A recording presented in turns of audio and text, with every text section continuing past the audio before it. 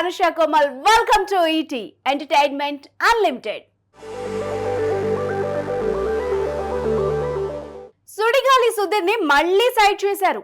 రష్మిని తీసుకొచ్చారు కానీ సుధీర్ని మాత్రం షాక్ తీసుకురాలేదు. దీంతో సుధీర్ రష్మి ఫ్యాన్స్ హర్ట్ అవుతున్నారు. అరే ఏం జరుగుతుందిరా బాబు అని తెగ బాధపడిపోతున్నారు. ఇంతకీ ఎక్కడ ఎప్పుడు ఏం జరిగింది తెలియాలంటే డీటెయిల్స్ లోకి వెళ్దాం. సుధీర్ రష్మి టీవీ స్క్రీన్ పై ది బెస్ట్ కాంబో.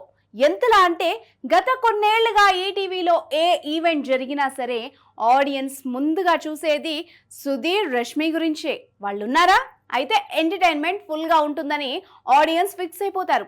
కానీ ఈ మధ్య వాళ్ళిద్దరూ కలిసి షోలు చేయడం లేదు. అసలు ఏం జరుగుతుంది?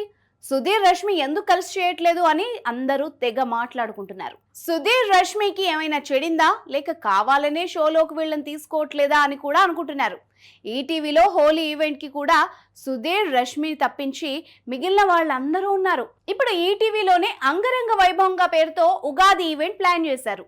ఈ ప్రోమోను తాజాగా రిలీజ్ చేయగా దాన్ని చూసిన సుడిగాలి సుధీర్ ఫ్యాన్స్ షాక్ అయ్యారు.